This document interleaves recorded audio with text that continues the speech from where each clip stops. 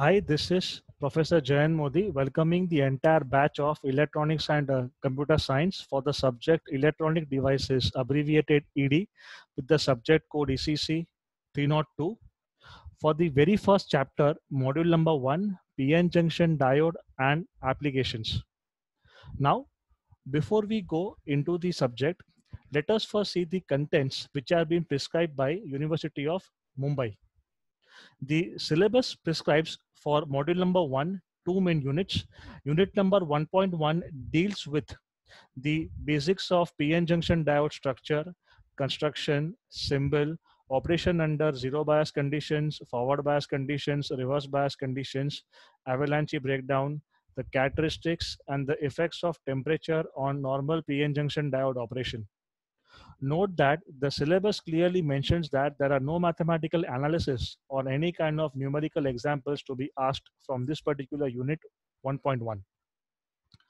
The second part of module number 1, unit number 1.2, teaches applications of PN junction diodes as clippers and clampers. We will be taking up these two topics later on. So for today's session, our focus will be only on unit number 1.1, the PN junction diode itself. Before we start the chapter, let us slightly recall what we had studied way back in semester 1 for the subject Engineering Physics 1. We had module number 3 titled Semiconductor Physics, in which all of us learnt about materials, their entire classification into conductors, semiconductors, insulators based on the concepts of forbidden energy band gap. We also saw the Fermi level. We also learned about intrinsic semiconductor, extrinsic semiconductor, the N-type semiconductor, the P-type semiconductor, the P-type material, the N-type material, the formation of the PN junction, etc. So with this particular knowledge already there with us, this is this is what we require to move on further. Now, as we start, my sincere request to all of you is to refer to the previous module number 0, Introduction to Semiconductors. If you have now already not seen it, the YouTube link is currently given on the screen. You also have an entire QR code. So if you are using a mobile phone, you can just scan the QR code. So the YouTube link which is given on top is currently embedded. You can watch that video first. This module number 0 basically takes you back to semiconductor physics, in which I have tried to explain the basics of semiconductor devices in a step-by-step sequence. So once you know the concepts of semiconductors, we are definitely in a good to go position further. Starting from where we left off from module number 0, commercial fabrication of a PN junction looks like this. This is what we call as a PN junction diode. You have a P-type silicon semiconductor material. You have an N-type silicon semiconductor material, both of which are joined together through fabrication, diffusion, welding process, and the interface or the boundary that they form is called as nothing but the PN junction. As we are all aware, the P-type semiconductor material can be silicon or germanium. Similarly, the N-type semiconductor material can be silicon or it can be germanium as well. This P-type material contains holes as the majority carriers and thermally generated electrons as the minority carriers. Similarly, the N-type semiconductor material contains electrons serving as the majority carriers, but it also contains thermally generated holes as the minority carriers. Since P stands for positive, the terminal that connects to the P-type semiconductor material is what we call as an anode. Since N stands for negative, the terminal that we connect to the N-type semiconductor material is what we call as a cathode. So this is how the basic structure of a typical PN junction diode looks like. The symbol is as currently shown over here below. This arrow always points from the direction of anode to the cathode. This arrow clearly indicates that in a conventional PN junction diode, the direction of current flow is always from the anode to the cathode. So this arrow symbolizes that the flow of current is always from the anode to the cathode terminal. This bar over here, this vertical bar or this vertical barrier is a testimony to the fact that the current cannot flow in the reverse direction from cathode to the anode. So it actually acts like a typical barrier. So this is the logical definition for the symbol of the PN junction diode. As we move into the lab, you'll be handling PN junction diodes for various experiments on your own. Commercially available PN junction diodes are typically shaped like this. They are usually cylindrical in shape. They come in a wide variety of shapes and sizes for different applications and have different current carrying capacity, voltage capacity, power dissipation, etc. A typical generic structure is like this. What you see is, you see a cylindrical material having two terminals. Of course, one is the anode and the other is the cathode, but with no prominent markings like A or K, because usually we denote anode by the symbol A and cathode by the symbol K. So it becomes a matter of concern that how we are able to differentiate between what is a anode and then what is a cathode. For this particular reason, there is a bar that is printed towards one of the terminals as compared to the other. So for both the diodes, you can see that the first one has a grayish silverish bar printed towards printed close towards one of the terminals, and you have a black colored bar over here which is printed close towards the other terminal. Well, the standard industry notation for this fact is, as the bar is printed more towards the other terminal, this one becomes the cathode, and the terminal exactly opposite to it becomes the anode. Similarly, as the black bar is printed towards this particular terminal, it goes without saying that this is the cathode terminal, and the terminal exactly opposite to it is what we call as the anode terminal.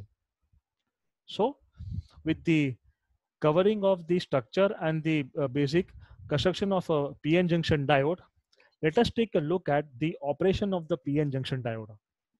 The PN junction diode operates in three main modes. The first one is operation under zero bias or no bias at all.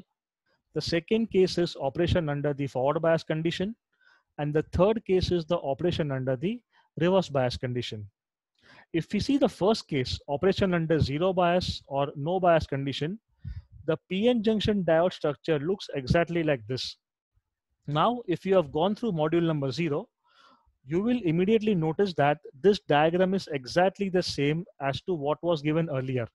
Well, since the p-type material contains a large number of holes, the n-type material contains a large number of electrons, and when both the p-type and the n-type material are fused or combined together, there is a large difference in the potential gradient and the concentration gradient as well. The p-type material has a large number of holes and a very small number of electrons. The n-type material has a large number of electrons but a very small number of holes. It is due to the difference in this particular potential and the difference in this particular concentration that holes from p-type material diffuse into the n-type material, and electrons from the n-type material diffuse into the p-type material. This import-export process continues until electrons which leave the n-type material and go into the p-type material, they leave behind a trail of positive ions. Similarly, for every hole that leaves the p-type material and goes into the n-type material, it leaves behind a trail of negative ions. Remember that ions are typically immobile. They do not take part in the actual current conduction. Since it is easy for holes on p-type material and electrons in the n-type material to diffuse across the junction in areas near to it, you will find a whole lot of accumulation of negative ions on the p-type material towards the PN junction. Similarly, you will find a lot of accumulation of the entire positive ions in the n-type material towards the PN junction.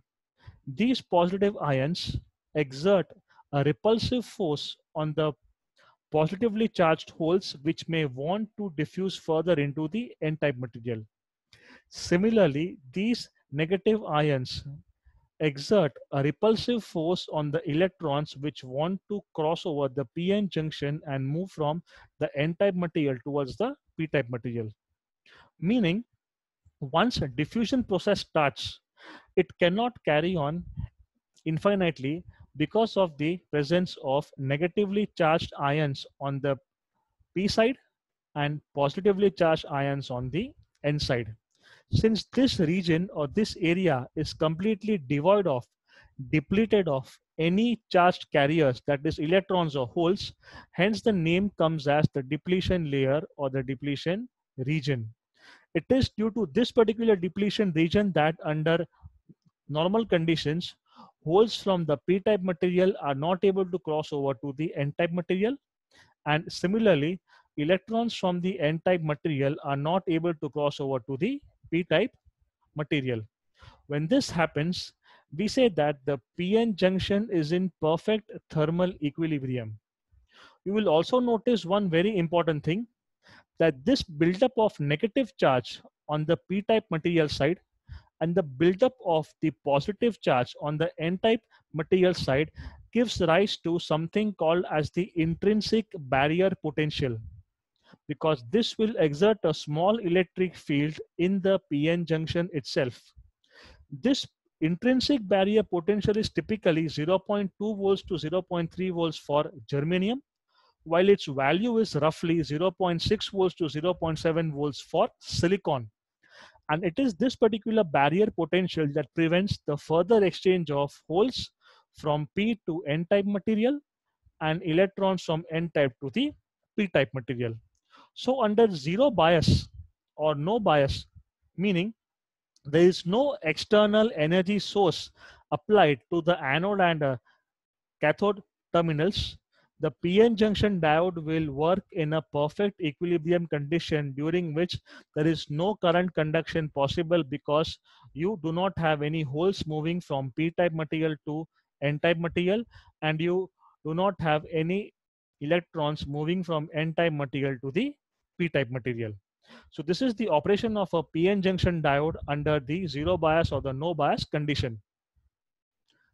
So what we have is, you have a presence of negatively charged ions and positively charged ions on either side of the PN junction. This creates an internal electric potential which is called as the barrier potential. This prevents the further diffusion of electrons and holes across the junction. This creates a typical restraining force with an internal electric field that does not allow the further passage of electrons and holes across the PN junction from P side to N side or from N side to P side. Its value is typically 0.2 to 0.3 volts for germanium, while it is 0.6 to 0.7 volts for silicon. And the space near this PN junction is called as the depletion region or depletion layer, because the entire region or the entire layer or the entire area is completely depleted of charge carriers, which can be electrons or holes. So here we can say that the PN junction is in an equilibrium operation state with the formation of the depletion region or the depletion layer where no current flows to the device. Let us go for the second part, operation under forward bias. Now, what you see here is, you see the same PN junction diode, but with the difference that the anode is connected to the positive terminal of a battery or an external supply source given by Vs. The cathode is connected to the negative terminal of the same battery or the external supply source given by the term Vs. Now, when this particular battery is connected, yes, dynamics inside the PN junction definitely change. What now happens is, if this externally applied battery potential Vs is sufficiently high enough to overcome the internal or the intrinsic barrier potential, this battery will exert a high electric field across the PN junction. Because of a positive charge applied to the N-type material, the holes exhibit a repulsion force. Similarly, because the battery negative terminal is connected to the cathode, the electrons here again exhibit a repulsion force.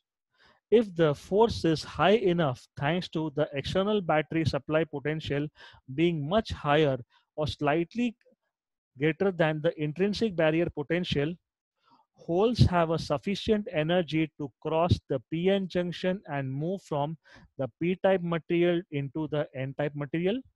Similarly, electrons now have a sufficient energy to cross over the p-n junction and move from the n-type material towards the p-type material. And as we are all aware of this fact, when holes from p-type material move to the n-type material and when electrons from n-type material move towards the p-type material, they undergo carrier recombination. And this particular recombination allows the flow of current through the p-n junction from the cathode to the anode, which is purely given by the direction of electrons. Here we have physically electrons moving from the cathode to the anode. Since we all know the fact that conventional current is exactly opposite to the electron flow, so although electrons are moving from cathode to the anode, the conventional current direction is always from the anode to the cathode.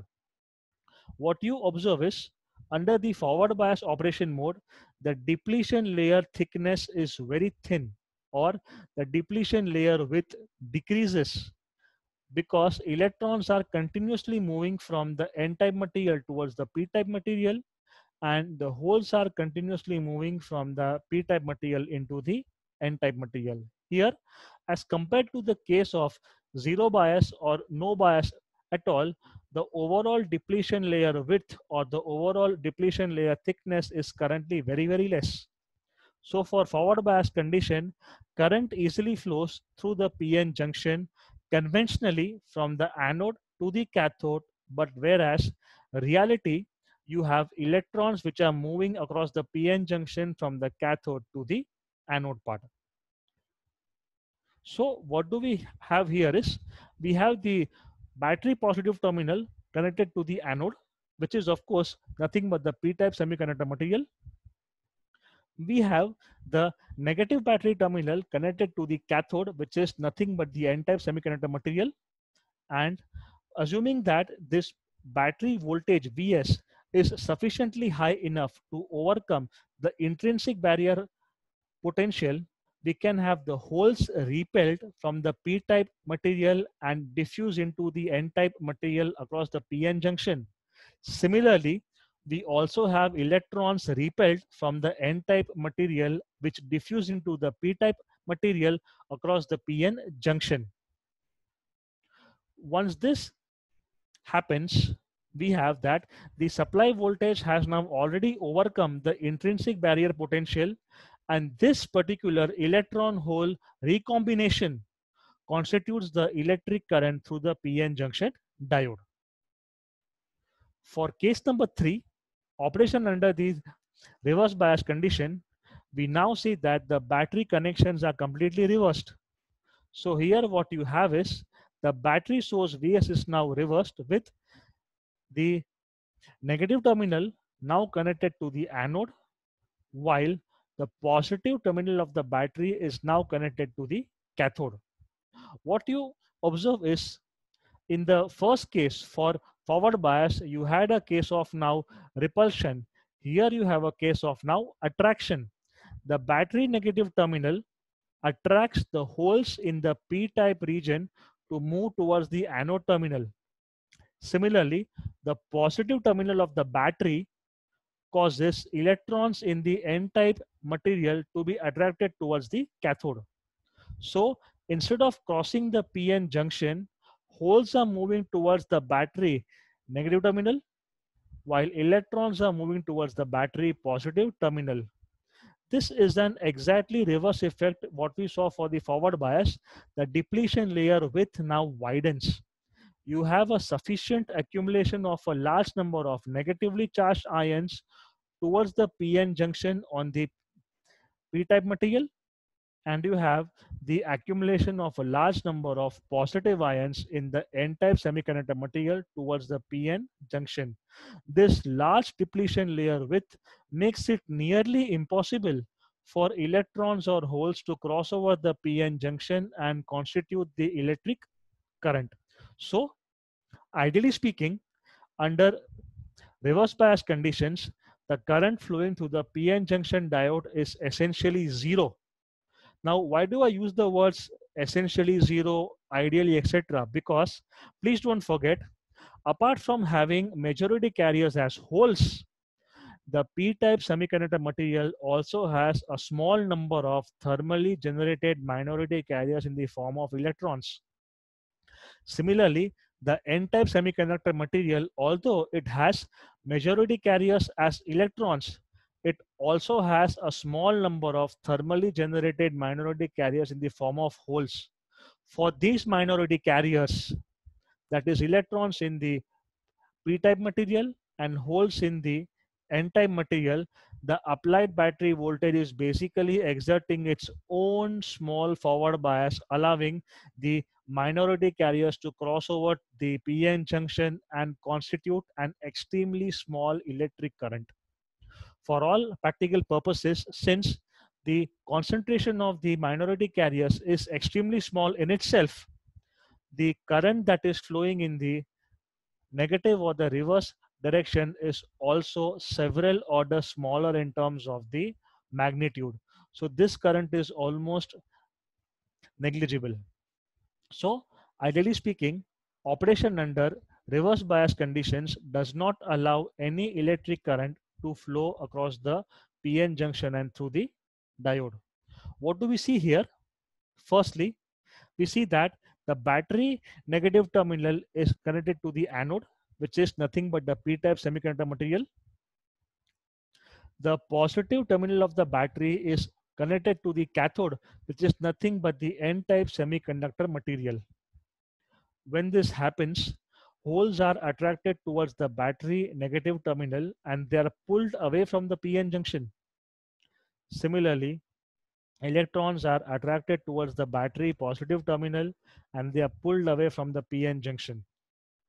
Due to this particular action, the width of the depletion region or the depletion layer widens, leaving no chance for current conduction between the anode and the cathode. So here what we have is we have a no ideal flow of electric current through the diode, although there may be a small reverse saturation leakage current that flows across the anode and cathode due to the presence of the minority carriers.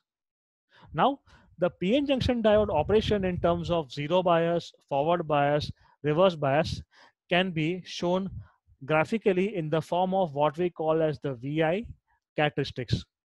Recall that VI characteristics were already studied way back in semester 1 for the chapter semiconductor physics. Here we are just taking up a brief review about the same. So when we say the word VI, we have V is for voltage, I is for current. So VI characteristics is commonly called as the volt ampere characteristics. Now what it exactly is? It is nothing but a graph that shows the variation of the diode current ID as a function of the voltage applied across the diode given by the term VD. The VI characteristics basically shows the behavior of the diode operation in terms of the diode current against the diode voltage. Hence the name comes VI. We have forward bias characteristics for the forward bias operation mode, and we have the reverse bias characteristics for the reverse bias operating mode. The VI characteristics is extremely important from the fact that several important diode parameters specifications can be easily calculated from these particular VI characteristics, and they follow the famous Shockley's diode equation, and these VI characteristics can also be plotted experimentally. The American scientist William Bradford Shockley was one of the earlier pioneers to develop how the current and voltage of a PN junction diode behave. Hence, this equation is named after his honor, which is called as the Shockley's diode equation. This equation is given by ID is equal to Is brackets open exponential term e raised to the whole Vd divided by eta into Vt, the whole exponential term minus 1 brackets closed. So here what you see is that it is a equation having a large exponential term. Here ID is nothing but the current through the diode. Is is nothing but the reverse saturation leakage current that flows through the diode solely on account of the thermally generated minority carriers. Vd is nothing but the voltage across the diode, and eta is simply the empirical constant given by eta is equal to 1 for silicon and eta is equal to 2 for germanium. Vt is nothing but the thermal voltage or the volt equivalent temperature given by the mathematical equation Vt is equal to K into T the whole divided by Q, where K is nothing but Boltzmann's constant, T is nothing but the ambient temperature, of course, in degrees Kelvin, and Q is simply the electron charge given by 1.6 into 10 raised to minus 19 coulombs. At normal room temperature of T equal to 300 degrees Kelvin, the thermal voltage is approximately Vt is equal to 26 millivolts. So this is the equation which is used to basically approximate or to basically model how the diode current changes as a function of the diode voltage applied across it. Now the procedure to plot the forward bias Vi characteristics is currently given over here. This is one of our basic experiments for the subject electronic devices. When the outside condition improves and we have access to the lab, we can all have this particular setup made inside the lab ourselves. So as of now, what you are able to see is you are able to see two simple components, resistor R and diode D. Both components are connected to a battery source voltage Vs. Resistor R is solely connected to prevent a very high current flowing through the diode and thereby damaging it. We also have two instruments, voltmeter, and over here we have the ammeter. Voltmeter is connected just to note the voltage across the PN junction diode given by Vd, and we have the ammeter to measure the current flowing through the PN junction diode given by Id. Before we go further, many students usually ask, is it appropriate to connect the ammeter towards the cathode side or can we connect the ammeter even towards the anode side? Well, you can connect the ammeter anywhere. Either you can connect the ammeter after the diode or you can even connect the ammeter before the diode. The reason for this is if you look at the entire circuit, you have only one single loop. The current flows throughout like this. There's only one single loop. Now, since the current essentially is the same throughout the entire loop, it simply does not make any difference in measuring the current after it leaves the diode or measuring the current before it enters the diode. So here, for my case, the ammeter can be connected anywhere, either towards the anode side or either towards the cathode side. Once we have the entire setup ready, our main interest is to measure the changes in the diode current ID versus the diode forward bias voltage VD. For that, we need to change the source voltage Vs continuously. Now with this setup ready, we now change the value of the voltage Vs continuously. Now please note that this source voltage Vs due to a series circuit will drop across the diode and across this particular resistor R. Now, as we increase the source voltage continuously, we will always find that the value of the forward bias voltage VD will also increase. The graph of ID versus VD is somewhat like this. So when we start from 0, we see that the diode voltage increases gradually. Now, since this particular diode voltage VD is still not sufficiently high to overcome the intrinsic barrier potential, we see that the diode has not yet achieved the forward bias condition. The current flowing through the diode is essentially zero. Once the applied voltage Vs becomes high enough so that the diode voltage Vd has sufficient value to overcome the intrinsic barrier potential, the diode then becomes forward biased, because this voltage Vd will now deliver sufficiently high energy, or the applied voltage Vs will now generate a sufficiently high electric field so that holes from the p-type semiconductor material are easily able to cross over the p-n junction and move into the n-type material. Similarly, the electrons from the n-type semiconductor material will now cross over the p-n junction and then move into the p-type material. So around 0.6 or 0.7, that is the typically intrinsic barrier potential for silicon. Once this particular region is breached, what we see is that the current increases exponentially in an almost linear way. So as the voltage increases further, you have the current increasing further.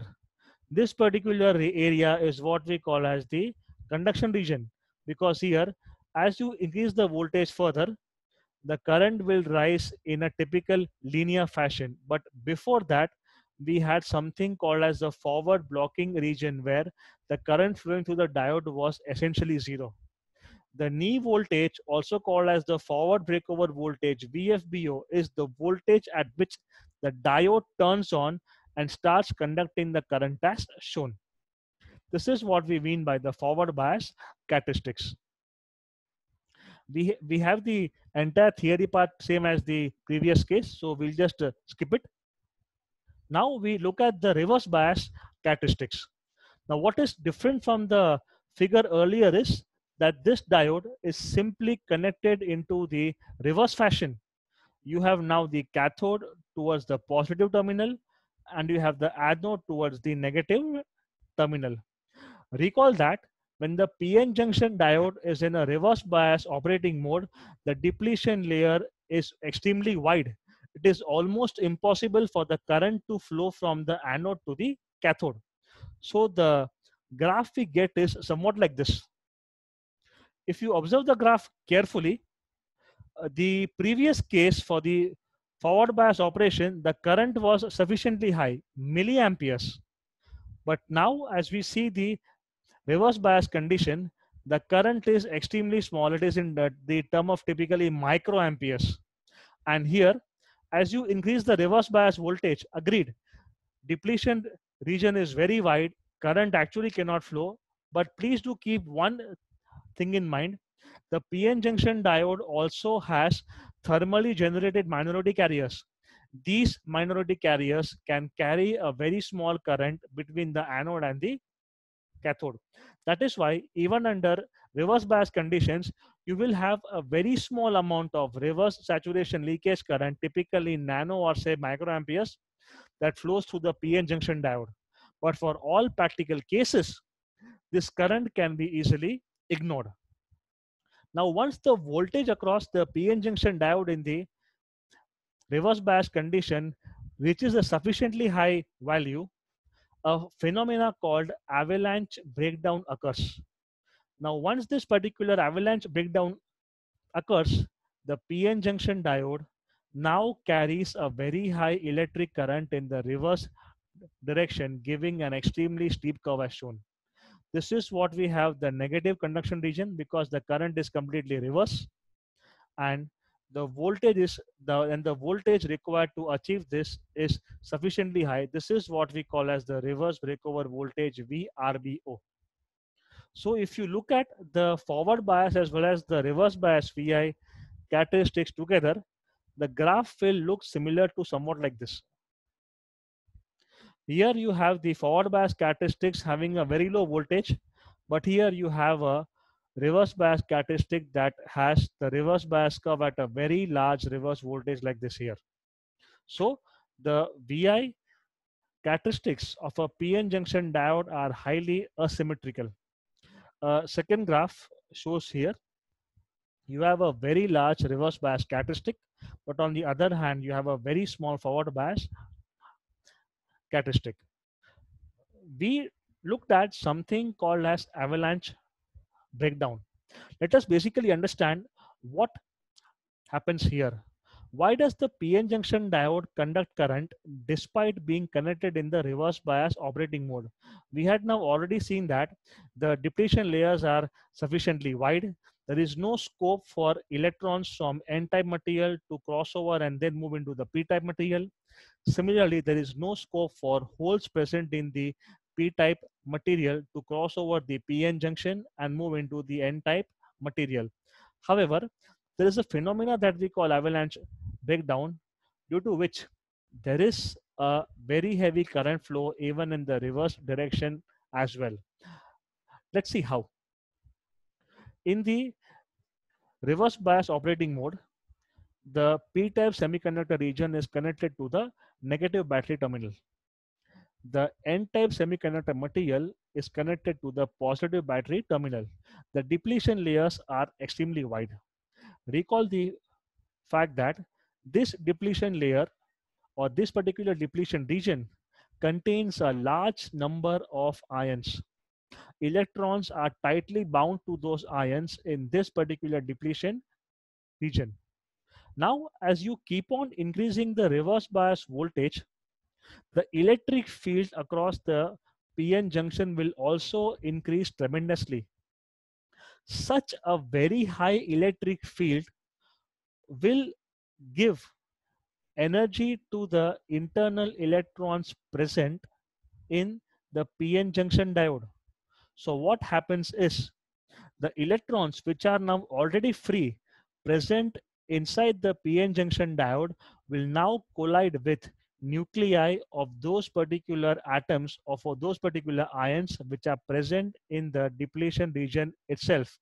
Since the electric field is very high, these electrons move at a very high momentum and they have a very high acceleration. The moment those particular electrons collide with this particular nuclei, they generate electron hole pairs. Now these electron hole pairs, since they are under the effect of a very high electric field, they also gather a very high momentum and they have a very high acceleration. These electron hole pairs further collide with some other nuclei present and they still release further electron hole pairs. This process is cyclic. It continues. So one electron hole pair generates the other, which in turn case generates the other, and the whole process can be shown like this. This is nothing but a sort of an avalanche. All of us have seen sufficiently high number of Bollywood movies, Hollywood movies, Discovery Channel to actually understand what a typical avalanche is like this. So we have one single electron generating multiple electron hole pairs, which in turn generates several more electron hole pairs. And once this happens, you have your diode, which is completely filled up of free electrons, and these free electrons can easily constitute the electric current inside the PN junction diode, even though it is in the reverse bias mode of operation. So when we talk about avalanche breakdown, what do we have? First thing, this high applied reverse bias voltage across the PN junction diode will actually generate a very high electric field E. The electrons from the P-type material and holes from the N-type material, due to this very high electric field, will actually accelerate through the depletion region. Under a very high acceleration and with a very high momentum, they collide with the bounded electrons present inside the depletion region. Once this happens, the collision with a very high degree of momentum generates electron hole pairs, which are further accelerated due to the already high electric field present itself. This newly generated electron hole pairs also has a very high acceleration and a very high momentum due to the already very high electric field present due to the large supply voltage Vs. Now these will further collide with other bound electrons present in the entire depletion region, creating still further electron hole pairs. Now, these electron hole pairs again have a very high degree of momentum, they have a very high degree of acceleration thanks to this high electric field E. They will further collide with other bound electrons, releasing several more electron hole pairs. So what you observe is a cyclic process that keeps on repeating itself, and this is what we call as carrier multiplication, and this happens inside the depletion region itself. Such newly created several electron hole pairs give rise to a further reverse current that flows through the PN junction diode, and since one electron hole pair generates the other, we have millions and millions of electron hole pairs generating, which further give rise to the formation of millions of free electrons within the PN junction diode. Although it may earlier sound good at first, but since this current is entirely reversed, there is a very high chance that the PN junction diode may actually be damaged due to a very high reverse bias current flowing through it. So, as far as possible, if we are operating the diode under the reverse bias conditions, we should take utmost care of the fact that the diode does not reach anywhere near the avalanche breakdown condition. For that, we must ensure that the reverse bias voltage which is applied across the PN junction diode does not reach to the value of the reverse breakover voltage VRBO. Once the applied voltage, once the applied reverse bias voltage reaches the reverse breakover voltage VRBO, Diwali comes early, avalanche breakdown takes place. And lastly, the final topic for the unit 1.1 is to study the effects of temperature on the PN junction diode operation. Now here, what we have currently studied is, we have the Shockley's equation given by ID is equal to IS brackets open exponential term e raised to Vd divided by eta into Vd minus 1. If you look at all the terms, here you will be able to find one thing, that temperature is somewhere involved in this particular equation. What we are seeing here is, we are basically trying to analyze how temperature T will affect the PN junction diode operation. So if we start with this particular equation, ID is equal to IS brackets open e raised to exponential term Vd divided by eta into the value Vt minus 1, we'll begin from this. So equation number 1 shows you the same old Shockley's diode current equation. Now from equation number 1, we are assuming two main things. First thing, we are now assuming that the diode is made of silicon. This gives us eta equal to 1. Secondly, we are also assuming the fact that this particular exponential term e raised to Vd upon Vt is much larger compared to 1 unity. So we have equation number 1 scaling down to equation number 2 as shown. So we have ID is equal to Is into e raised to Vd upon the value Vt. Simple. Now what I do is, I just transform this reverse saturation leakage current term Is from right to left. So it's basically dividing the whole equation number 2 by the term Is throughout. So here we get left hand side as ID upon Is is equal to, here we have only the simple exponential term e raised to Vd upon the value Vt. Now to get rid of this exponential term, we take natural logarithms on both the sides. So here we have log to the base e ID upon Is is equal to, here we have log to the base e exponential term raised to Vd upon the value Vt. So equation number 5 shows that the entire exponential term disappears. You only have the index or the power over here. We have log to the base e ID upon Is is equal to Vd upon Vt. And we finally end up with, by just transferring the thermal voltage term Vt from right to left, giving Vd is equal to Vt into log to the base e brackets open ID upon Is. This is the main equation number 6. Now if we look at this equation, what we see is the voltage applied across the diode VD depends on, firstly, the thermal voltage, and secondly, it also is a logarithmic function of the reverse saturation leakage current. So on one hand, you have Vt, and on the second hand, you have logarithmic function of the reverse saturation leakage current. So we have the first term and we have the second term. As we are all aware, the thermal voltage Vt is given by K into T upon Q, meaning the thermal voltage will vary linearly with temperature. So as temperature increases, thermal voltage will also increase. But this change will be typically linear. However, the reverse saturation leakage current doubles every 10 degrees centigrade rise in temperature. Hence, the changes in the reverse saturation leakage current have a much greater effect on the diode voltage than the thermal voltage Vt. Since Is doubles every 10 degrees centigrade with temperature, it is typically exponential. So as the temperature increases further and further, Is will double every 10 degrees C. It means Is will show a change of 100% for every 10 degrees temperature rise. Although you may just claim the fact that Vt should increase, however, the increase in Vt is very small as compared to the decrease in this entire logarithmic term. So, since this entire term log to the base E id upon Is decreases much faster due to the increase in the reverse saturation leakage current with temperature, you simply have the fact that the voltage across the diode Vd decreases as the temperature T increases. This equation number 6 graphically can be shown by the following figure. Here we have the same PN junction diode in the forward bias operating mode. You have the diode voltage Vd here. You have the diode current ID over here.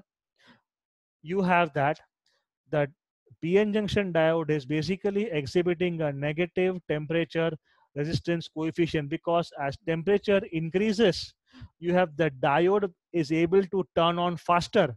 It is able to conduct the current faster as the temperature increases further and further. So here we are easily able to justify the fact that the diode conductivity definitely increases with the increase in temperature, meaning diodes have a positive temperature coefficient of conductance. As temperature increases, the conductivity of PN junction diodes increases further. So what we see is the forward bias voltage drop across the diode Vd depends upon primarily the reverse saturation leakage current Is. The reverse saturation leakage current Is will double every 10 degrees centigrade for the rise in the temperature T.